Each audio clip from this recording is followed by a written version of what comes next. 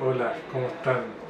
Quisiera hacer esta clase grabada a distancia sobre un tema importantísimo que es contingente, que es sobre una reflexión sobre la democracia y que se hace a la luz de la teología moral social o de la ética social cristiana, que es nuestro tema, ¿no es cierto?, este semestre.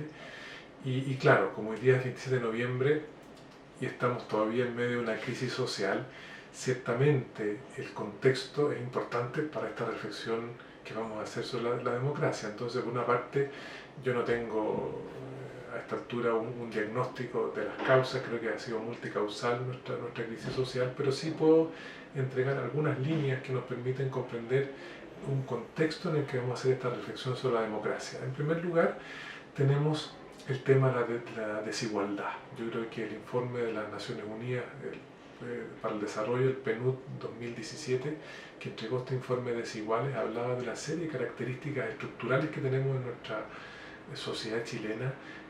Por una parte, el tema de desigualdades socioeconómicas de ingresos, de riqueza, de distribución del poder, de estructura productiva, de bajo salario, de una educación que pretende igualar oportunidades pero no lo logra, una serie de cosas que dice ese informe que permiten comprobar, ¿no es cierto?, que desde hace algunos años hay una desigualdad comparativamente con otros países, sobre todo de la OCDE, que nos hacen ver de que parte del malestar social y una de las causas, ¿no es cierto?, esta desigualdad, y por lo tanto esta reflexión de la democracia que queremos hacer ahora tiene que tener este contexto.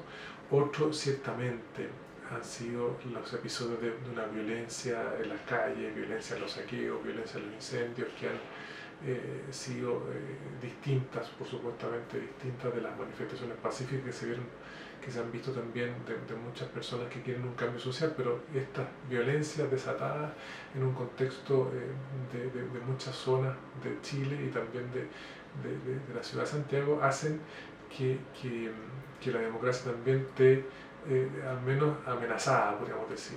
Después, ayer se entregó este informe de Human Rights Watch sobre las violaciones de los derechos humanos que han sido perpetrados por los agentes del orden público, los carabineros, y en ese sentido preocupante también porque parte de la democracia es el respeto irrestricto a los derechos humanos. En ese contexto también que estemos en un proceso constituyente, donde van a haber distintas etapas para una nueva constitución, es un signo ciertamente de esperanza y tenemos que velar para que ese proceso y ese resultado sea bueno para Chile. Y entonces todo este contexto hace que esta reflexión sobre la democracia esté muy situada. Entonces, ¿qué cosa? Si uno hace un barrido de qué ideas se asocian con la democracia, claro, está una famosa frase de Abraham Lincoln, que es el gobierno del pueblo, por el pueblo y para el pueblo. Ya entonces nos habla de esta categoría pueblo. También hay palabras claves como sufragio universal, división de poderes, parlamento, Estado de Derecho, pluralismo de partidos políticos. De todas estas cosas queremos hablar en esta reflexión entonces cristiana y ética sobre la democracia. Si nosotros empezamos ya situadamente esta reflexión, tenemos que decir que, por ejemplo, la Sagrada Escritura, la Biblia, nos va a entregar algunas categorías que nos ayudan a iluminar una reflexión más sistemática sobre la democracia. Por uno, que todos hemos sido creados a imagen de Dios y hemos sido salvados, redimidos por Jesucristo. Esta universalidad en la igual dignidad de todos los seres humanos entrega una categoría propia que las democracias también pretenden defender, como vamos a ver, ¿no es cierto? Después, el tema de la categoría teológica pueblo, ¿no es cierto? En el Antiguo Testamento, Nuevo Testamento, y sabemos que para la eclesiología el pueblo de Dios es sujeto de la historia, sujeto de salvación, sujeto que peregrina a través de acontecimientos hacia el encuentro con Dios de manera comunitaria. Por lo tanto, también para una reflexión sobre la democracia, la categoría pueblo, en el caso bíblico es pueblo de Dios, pero la categoría pueblo como un sujeto colectivo es también importante. Si uno revisa un poco la tradición moral de la Iglesia, nos encontramos con que Santo Tomás de Aquino va a tener en la Suma Teológica una frase que va a apuntar a que él, teóricamente, él está en un contexto feudal, en un contexto medieval, pero dice, teóricamente, el que exista una cierta constitución del gobierno de una ciudad, de una nación, en que el poder sea de todos, en cuanto que todos pueden ser elegidos y todos toman parte en esa elección, nos habla de que al menos teóricamente está en esta tradición moral de la Iglesia, esta concepción de que todos puedan ser elegidos y que todos elijan. Hay una cierta primacía, podemos decir, ética respecto a una forma de gobierno.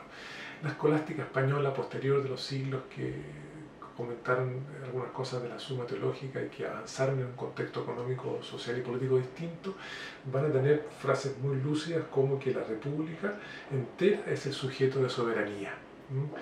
Después vemos en el siglo XX a los filósofos cristianos que tienen una orientación personalista, Bergson, Maritain, Mounier, que van a decir de que la mejor manera que las personas puedan vivir en algún sistema es un ámbito democrático. Por lo tanto, nos entregan que ya en el siglo XX también hay una reflexión filosófica cristiana acerca de las bondades que entrega la democracia. Si nos vamos ya a la doctrina social de la Iglesia, esta reflexión más coyuntural que han hecho principalmente los papas y también los concilios y las asambleas más regionales como el CELAM, nos encontramos con Pío XII, que ya en 1944, preparando el fin de la Segunda Guerra Mundial y habiendo sufrido totalitarismos fragantes distintos en Europa principalmente, postula que la democracia sería entonces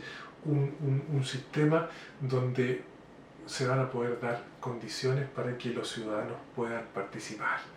Después ya nos encontramos con Juan XXIII en Pacem in Terris, que es un tratado de los derechos humanos desde el punto de vista de la doctrina sobre la Iglesia. Va a tener en 1.52 algunas alusiones muy importantes para decir cómo el tener el derecho a elección, el tener formas de gobierno más democráticas, ¿no es cierto?, y una cierta limitación al poder de la autoridad, van a ser algunas luces, podemos decir, ético-teológicas que iluminan el tema de la democracia. Ya Gaudium Spes no va a nombrar la palabra democracia, pero también va a entregar varias podríamos decir, orientaciones éticas cristianas que pueden orientar, ¿no es cierto?, la participación, el bien común. Y ya nos vamos a Pablo VI, que en Octogésima Adveniens va a hacer esta exhortación apostólica para poder dar algunas luces a las comunidades cristianas que intentan en los años, ¿no es cierto?, 70, tratar de participar en el cambio social y político. Y va a decir Pablo VI que de alguna manera las democracias modernas tienen que buscar maneras de participación, de responsabilidad, donde la gente se siente que participa en una comunidad o en comunidades que logran comprometerse en el bien común. Entonces entrega bastantes luces Octogésima Adveniens. Ya Juan Pablo II va a dedicar en Centésimos Annus algunos números a hablar del valor de la democracia, va a decir de que ciertamente la Iglesia aprecia el sistema de la democracia en cuanto a que asegura la participación de los ciudadanos, la posibilidad de elegir y controlar a los gobernantes, y va a entregar algunos tips, podríamos decir, importantes acerca de, bueno, cuál es la filosofía que sustenta una democracia. Y él advierte en su contexto del año 1991 que una democracia necesita una cierta comprensión recta de la persona. Sabemos que hoy día en una sociedad plural esto es difícil, hay que conversar, consensuar, ¿no es cierto? Pero al menos la propuesta de la Iglesia es una democracia con valores, y que no se piense que una filosofía agnóstica relativista sería como la que sustenta una auténtica democracia. Nosotros sí aspiramos a un cierto diálogo ético con nuestras propias convicciones antropológicas, podríamos decir. De ahí ya quisiera comentar cómo Francisco Laudato Si va a fomentar el tema, ¿no es cierto?, de, por una parte, el clamor de los pobres por justicia social, el clamor de la tierra por una justicia ambiental, y esto tiene que lograr un diálogo a todo nivel donde la política, la economía tienen también su rol y su parte. Quisiera yo ahora hacer algunas cosas, un intento de algo más sistemático, ¿no es cierto?, y decirles, por ejemplo, el valor que tuvo un diálogo que tuvo Jürgen Habermas y Joseph Ratzinger en el año 2004, cuando intentaron ver cómo la razón práctica, las tradiciones religiosas pueden dialogar en encontrar fundamentos prepolíticos de los estados democráticos modernos. ¿En qué sentido? Por ejemplo, puede iluminar mucho nuestra discusión constitucional, ¿cierto? Entonces, cómo en el fondo, por una parte, la razón práctica que todos los ciudadanos tenemos nos tiene que llevar a discutir con argumentos en el espacio público para encontrar cuáles son aquellos derechos humanos que tienen que estar presentes en una democracia asegurados, por ejemplo, en las constituciones políticas, ¿no es cierto? Ratzinger va a defender la tradición religiosa y Habermas le va a decir que efectivamente los creyentes, y esto es un punto importante, de diferentes religiones, tenemos la posibilidad de participar siempre y cuando lo hagamos en un lenguaje común, con respeto, tratando de hacernos entender también con argumentos de la razón práctica que nosotros los cristianos sabemos que podemos contar con ella. Por otra parte, en esta reflexión un poco más sistemática, el tema de los medios de comunicación es fundamental.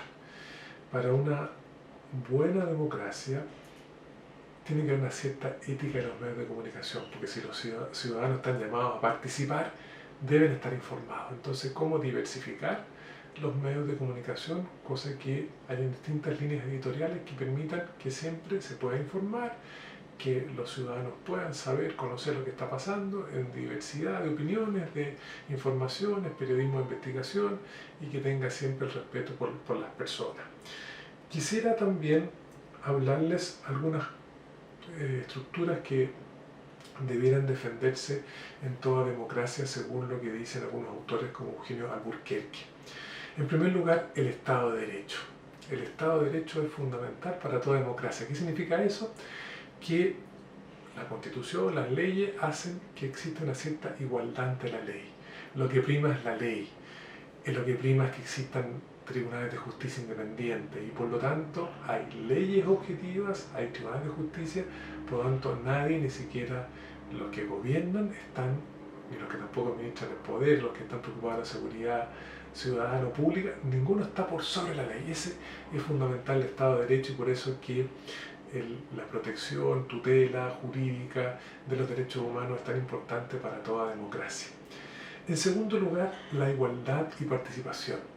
Y eso es importante porque no solamente en Chile, en muchas partes del mundo hay una cierta crisis de que las democracias representativas se han alejado de la ciudadanía, entonces se pretende que sean democracias no solo representativas, sino democracias participativas. El tema de la participación es muy importante. Otro tema que dicen Eugenio Alburquerque y otros autores es la importancia de los partidos políticos. En las discusiones hay una crisis global de los partidos políticos, hay una cierta desfiguración de ellos, pero tienen que tener un canal de participación que permita que los partidos políticos puedan lograr llevar adelante programas de gobierno, apoyo a candidatos, y eso por lo menos los cientistas políticos, los filósofos políticos y también nosotros los cristianos creemos que los ciudadanos tienen derecho a participar directamente, como se hará en el proceso constituyente, pero también los partidos políticos juegan un rol importante en toda democracia. Por otra parte está también esta distinción y separación de poderes que es clave: el poder ejecutivo, el poder legislativo y el poder judicial.